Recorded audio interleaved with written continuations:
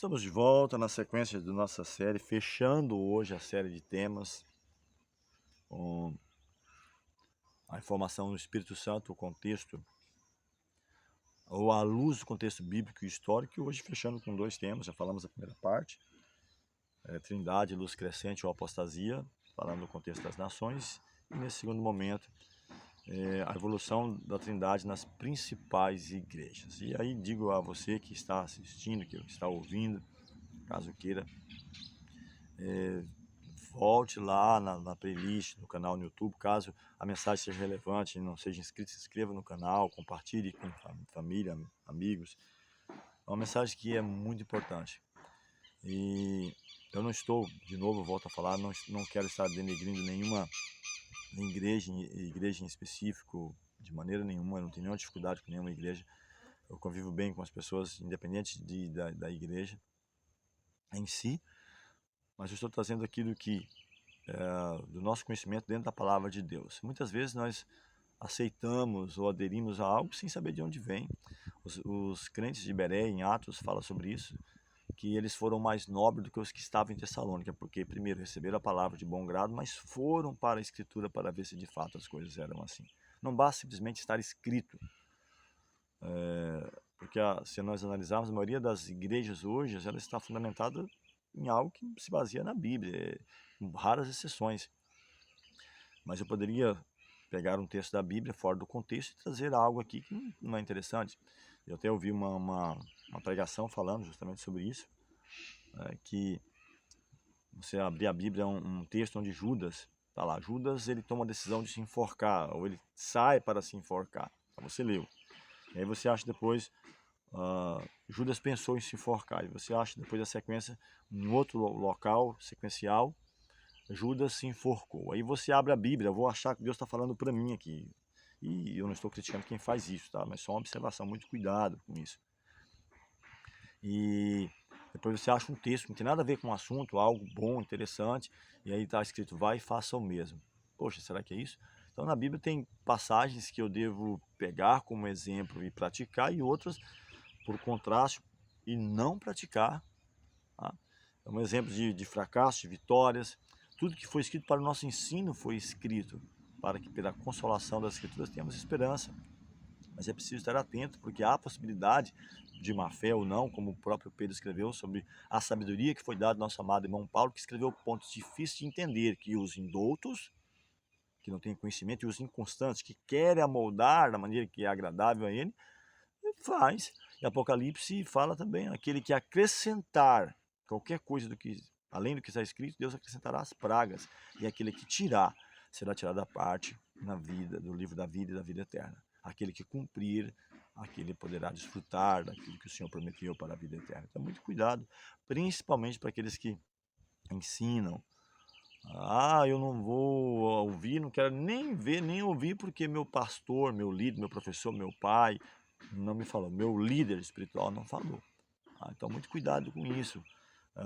É claro, a gente deve respeitar as autoridades, seja em qualquer área, seja no trabalho, seja na escola, seja religioso, desde que isso não vá além, porque o próprio Pedro e os outros falaram assim, olha, mais importa obedecer a Deus do que aos homens, desde que essa exigência não fira a nossa obediência, a nossa respeito para com Deus. Então é muito cuidado, porque Deus está acima. Ele dividiu em 2 mandamentos. O primeiro, amar a Deus sobre todas as coisas, e o segundo, o próximo, como a você mesmo. Tá? Então é preciso estar atento a isso. E caso queira verificar, vá para a palavra, pesquise, né? Em relação a isso aqui, Daniel 2, Daniel 7, falando sobre essa transição, a nação que estava no poder, e Daniel 7:25 fala que esse poder cuidaria em mudar os tempos e a lei, perseguiria os santos do Altíssimo, mudaria os tempos e a lei, que jogaria a verdade por terra, e o que fez prosperou, que essas mudanças, eu não vou entrar em todas elas, que seriam muitas, tudo que diz respeito a quem adorar, como adorar, a fórmula do batismo, e tantas outras crenças em imortalidade, e tantas outras ideias que não é o interessante entrar agora, mas vai você pesquisar, vai verificar de onde vêm as crenças da qual você hoje acredita? De onde ela vem? Qual é a base? Qual é o surgimento? É uma luz crescente ou é uma apostasia? Em Amós, capítulo 3, verso 7, fala que o Senhor Deus não fará coisa alguma sem antes avisar aos seus servos, os profetas.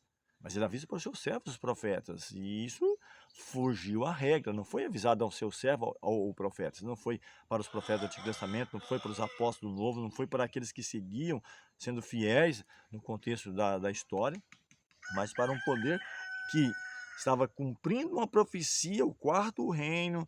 Então, já é algo para pensar. Então, só a maneira como foi imposto a doutrina já é algo para você corar de vergonha, como alguns escreveram, John Henry e outros mais escreveram no passado. Quero convidar você a orar nesse momento. Eterno Deus, bondoso Pai, rogamos a iluminação do Teu Santo Espírito para entender a mensagem, é uma mensagem polêmica, mas que é importante entender o que cremos, de onde vem, para onde estamos indo.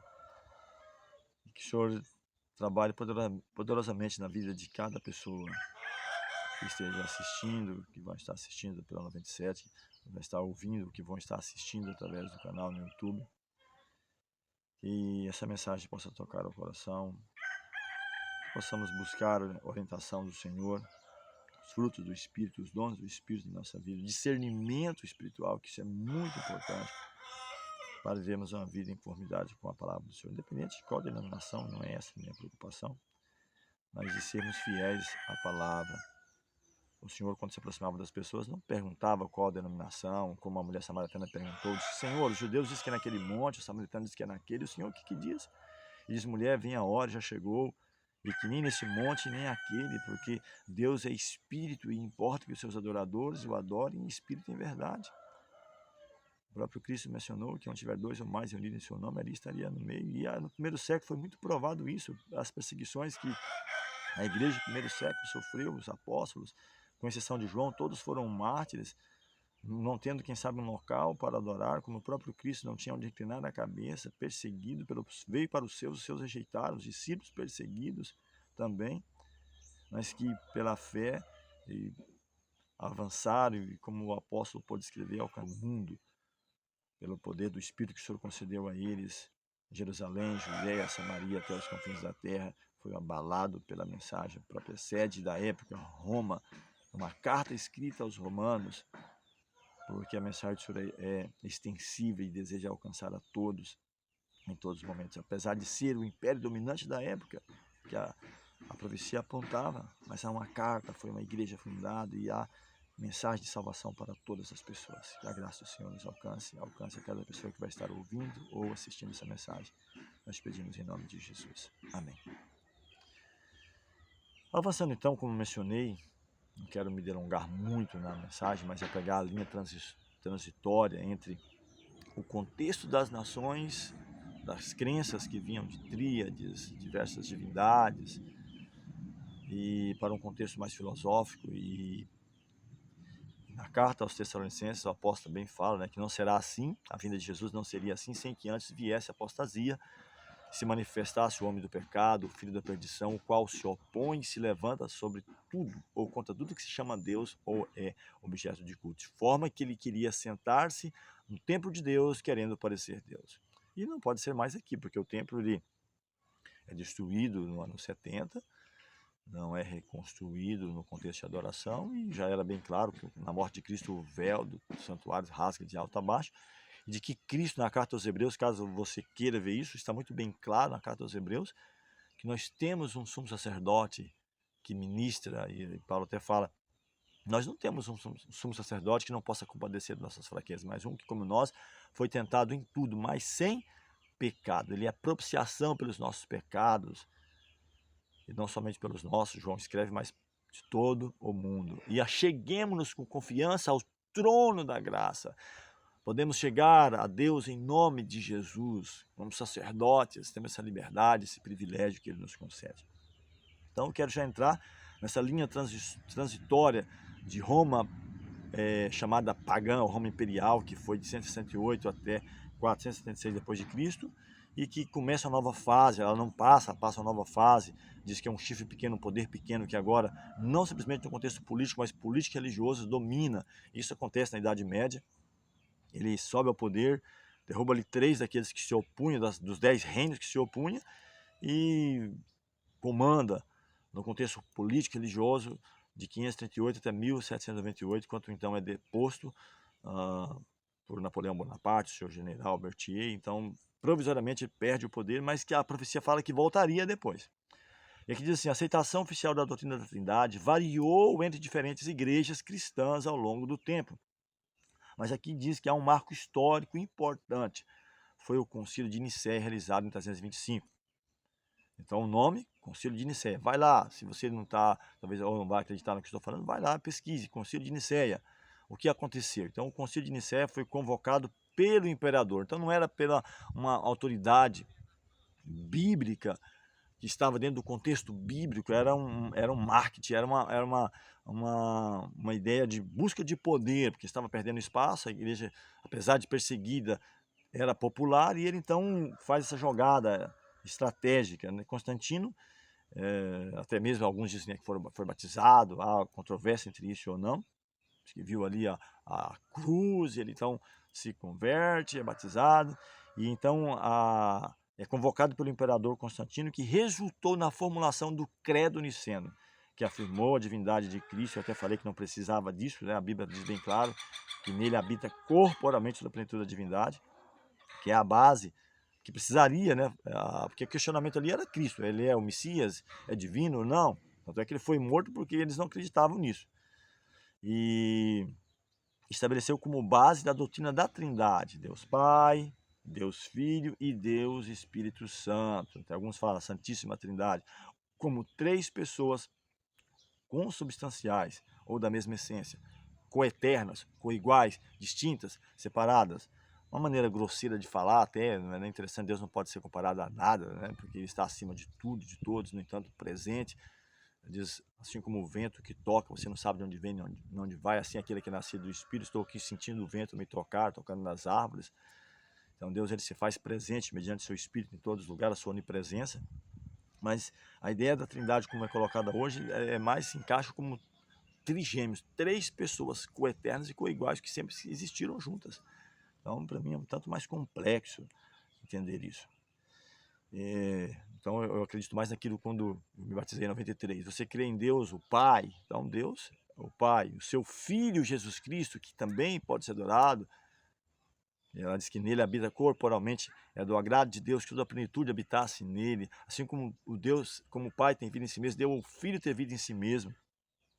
E Deus, o Pai, no seu Filho Jesus Cristo e no Espírito Santo, sim, nos frutos, nos dons.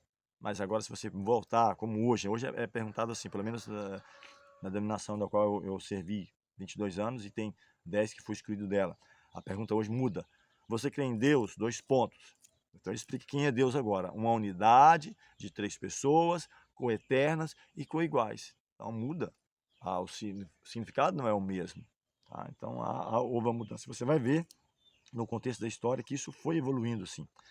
Então, mais tarde, no Concílio de Constantinopla, 381 d.C., essa doutrina foi expandida e o Espírito Santo foi incluído de forma mais clara, completando a formulação trinitária como é reconhecida hoje pela maioria das denominações cristãs.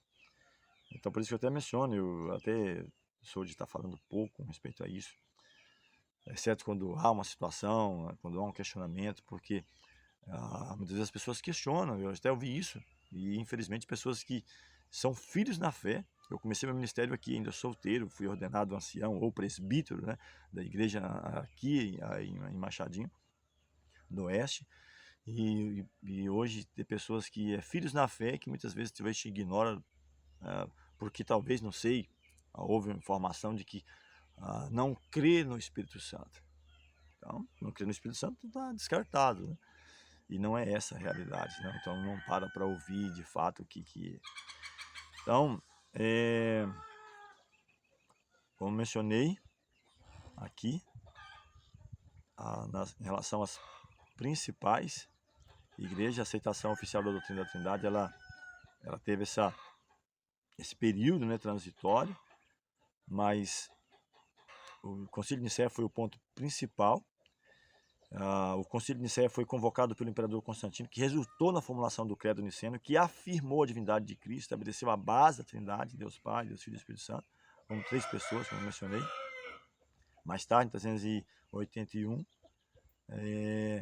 E agora, as igrejas protestantes, então a aceitação da doutrina da Trindade nas igrejas evangélicas, ela ocorreu de maneira geral desde o início da Reforma Protestante, e é algo que eles falam bem claro, herdado da Igreja Católica, né, que era a igreja estabelecida dentro do contexto de Roma, Roma cristã, estabelecida em 325 e 381.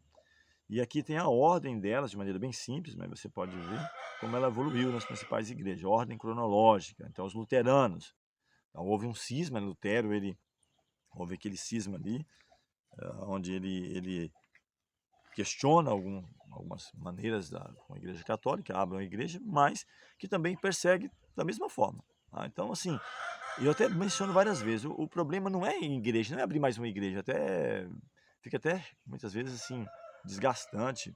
O nome de Deus é até muitas vezes, alguns até falam, eu seria cristão se não fosse pelos cristãos, porque é até vergonhoso algumas vezes. Não é o fato de ter mais uma igreja ou não. O problema no mundo hoje não é falta de igreja. O Brasil é um dos países que tem mais igrejas. No entanto, não evita de ser corrupto, né? Porque já nasce uma cultura corrupta, a sua própria fundamentação aqui.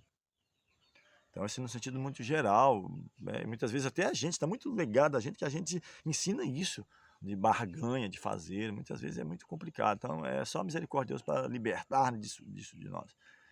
Então não é a necessidade de uma igreja a mais, mas do Cristo que fez a diferença no primeiro século, na vida dos cristãos, que não tinham, o próprio Cristo não tinha onde inclinar a cabeça, os discípulos não tinham, ele adorava igrejas lares, né? Um espaço na sua casa onde adorava, sendo perseguidos. E depois, o que houve da Reforma Protestante, muitas vezes queriam uma nova ideia, eu não creio nisso, eu vou formular aqui. Mas se alguém questionar, então é excluído também. Não há, eu estou falando em relação ao meu caso, eu não tive nem oportunidade de defesa, simplesmente me visitou 2 vezes, falou, olha, você não mudou a linha de pensamento? Não, então simplesmente excluiu.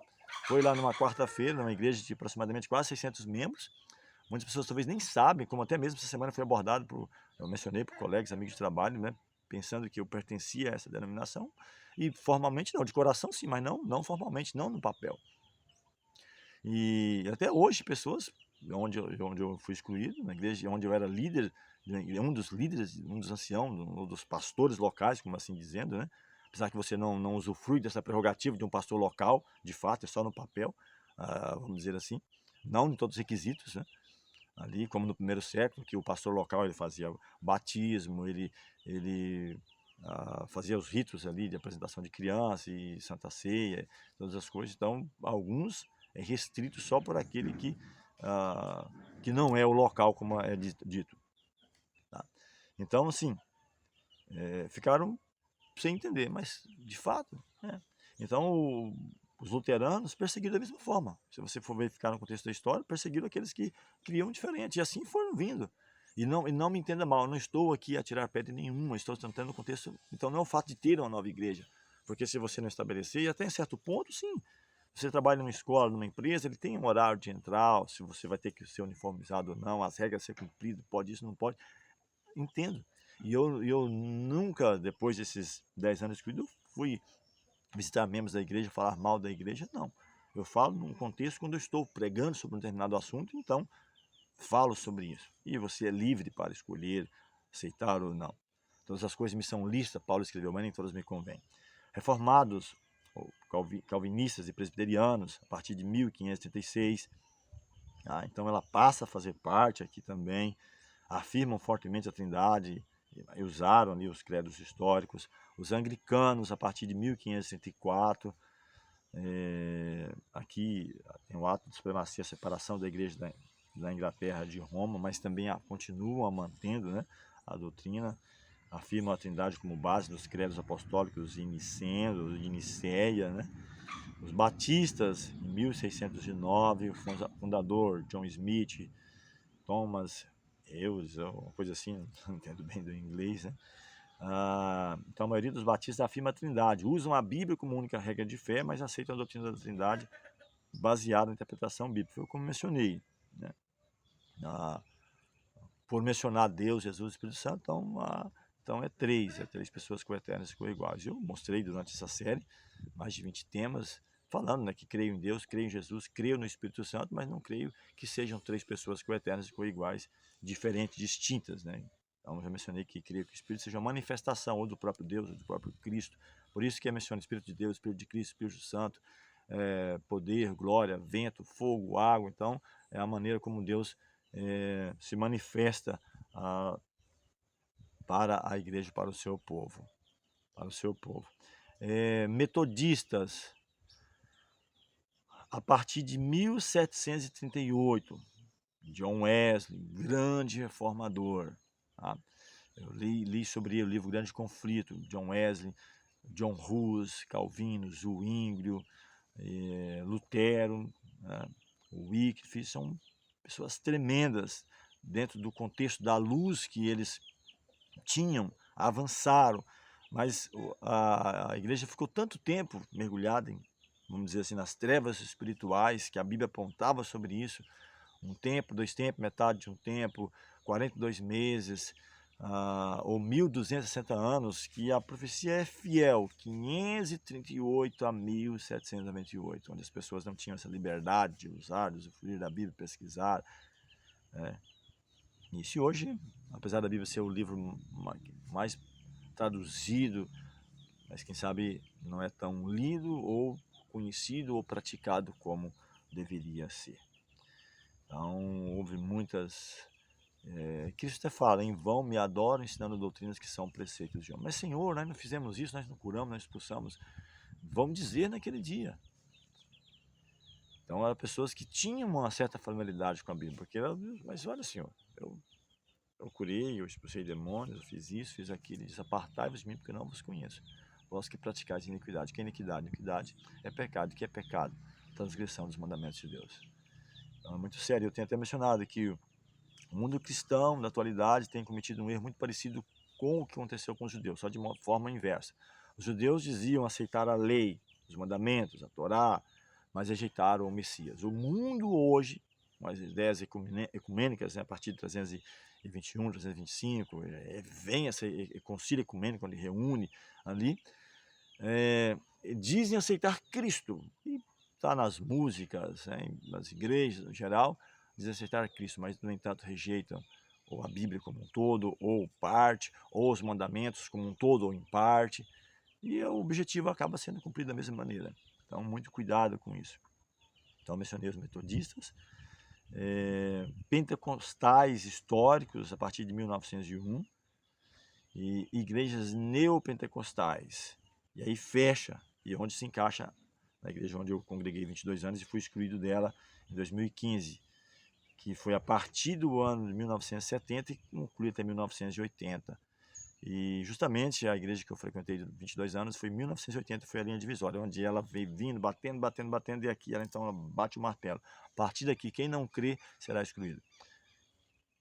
E a minha esposa até participou, né, foi numa programação, um certo dia aí, um evento das mulheres, e ela viu a pregadora dizendo, olha, não importa se você não seja da nossa congregação, não importa, desde que você creia na Trindade. Então a Trindade ela acabou tornando esse elo de ligação entre todas as igrejas. Quem não crê na Trindade, ou de forma diferente do que é estabelecido, é tido como pessoas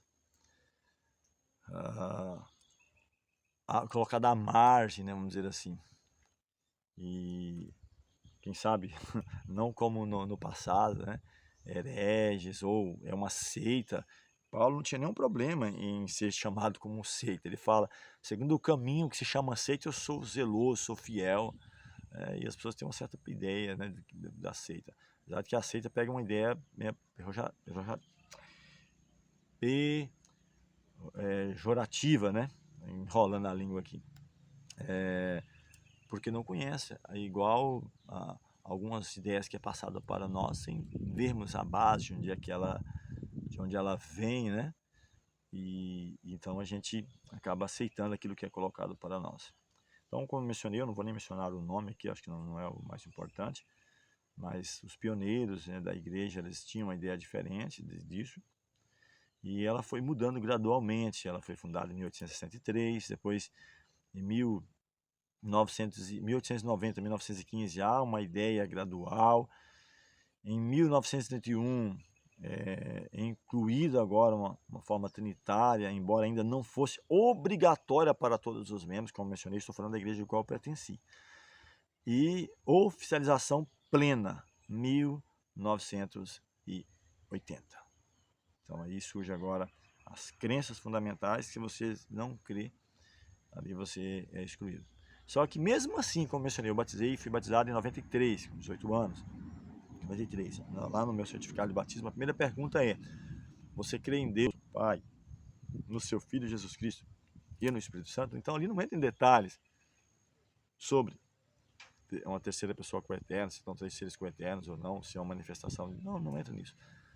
Depois sim, posteriormente. Então, mesmo tendo mudado, 13 anos depois ainda mantinha umas perguntas assim. Então, ela foi sendo, até porque no próprio contexto lá que eu mencionei, da mudança para crer, no primeiro século é batizado em nome de Jesus. No final do primeiro século foi mudando aos poucos, né? Foram mudando. Não, porque lá em Mateus 28, então isso, foi vindo. E eu peguei aqui algumas informações da enciclopédia Edipe, a enciclopédia de doutrinas, instituições e personagens da igreja cristã. Então você pode pesquisar. Eu até tenho ela, né, o livro físico, mas você pode ir para a internet também pesquisar. Então, segundo a enciclopédia Edipe, como mencionei aqui, a doutrina da Trindade não foi estabelecida por consenso unânime. Então, mesmo lá, 325, 381, não foi uma unanimidade, não foi uma luz que foi chegando, mas sim por imposição daqueles que detinham poder e influência na igreja, especialmente durante e após os concílios ecumênicos, 325 e 381. Então, percebe, eu até falei, quem foi que fez? Constantino. Quem era Constantino? Pesquisa sobre a vida dele, né? Ele era um líder renomado da igreja de Deus, fiel a ele, será que era isso? Ou ele era um político que fazia a transição de um contexto para outro, para ter poder ou manter o poder? Então, o Concílio de Nicéia foi convocado pelo imperador Constantino. Ele convoca. E muitos bispos foram pressionados a aceitar a fórmula trinitária nicena. Então, as decisões foram fortemente influenciadas pela autoridade imperial e por líderes eclesiásticos proeminentes, como Atanásio de Alexandria. Houve resistência significativa de grupos, claro que houve.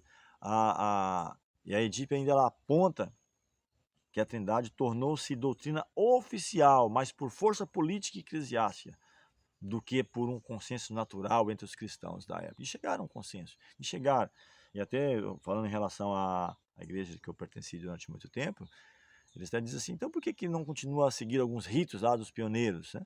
Porque algumas luz foi sendo acrescida, porque imagine, 1260 anos vivendo sem ter autonomia para estudar, pesquisar, e depois então vindo aos poucos. Então falei todos esses nomes, Martinho Lutero, John Hus, Calvino, Zwingli, todas as pessoas foram importantíssimas no processo de trazer de volta, de traduzir, trazer de volta a Bíblia à mão das pessoas. Mas os reformadores não avançaram muito, não foram muito além do que o próprio reformador. Quem sabe do que foi Lutero, do que foi John Wesley, pararam por ali, não avançaram. E as cartas, vou falar sobre as cartas, mensagens às igrejas, falam que devia ter avançado, não avançaram mais sobre isso. Então, há alguns pontos, sim, há um voltar, não é uma luz crescente, mas voltar à luz, voltar às veredas antigas, que já estava estabelecido em relação às crenças fundamentais, já estava bem claro na palavra de Deus, no Antigo e Novo Testamento, onde é escrito o último livro, João escreve, está estabelecido. Agora é preciso voltar a isso. Então ficou muito tempo, então voltar a essas crenças, e muitos não conseguiram voltar. Simplesmente aceitou porque alguém colocou. Então, qual é a conclusão da Edipe? A doutrina da Trindade foi consolidada como dogma por imposição de autoridades imperiais e eclesiásticas, e não por consenso entre os cristãos primitivos. Então, essa é a visão mais crítica à história, colocada, né, pela própria Edipe, né, de como ela foi estabelecida, como ela foi colocada, isso aí. E hoje qualquer igreja que não creia dessa forma, ela vai ter dificuldade de sobreviver, tá? Vai ser colocado como seita ou desigrejado, né? Não vai poder ter autonomia para poder pregar, para falar, porque não está de acordo com aquilo que foi estabelecido lá nesse concílio. E as outras foram aos poucos, né, aderindo a isso. Mas e a palavra de Deus? O que que ela diz? A base para adoração a três pessoas coeternos e coiguais? E isso eu falei, não vou voltar a repetir, você pode ver, tem mais de 20 temas falando sobre a sequência do Espírito Santo, livros históricos, poéticos, proféticos, evangelhos, cartas, Apocalipse e 2 temas no contexto histórico. Espero que a graça de Deus alcance a você. Se tiver questionamentos e você me conhecer, pode falar comigo pessoalmente. Se quiser me ligar, meu telefone 984-87-2712. Não, também não tem um problema. É uma questão pessoal, tá? E eu não sou de estar trazendo esses temas. Quem me acompanha no meu programa de rádio tem mais de 4, 5 anos. Eu raramente menciono o nome de igreja, só mesmo nesse contexto histórico. Até porque, afinal das contas, temos que dar conta por nós mesmos, tá? Que a graça de Deus alcance-nos. Vamos orar. Eterno Deus, bondoso Pai, que a graça do Senhor nos alcance a cada dia.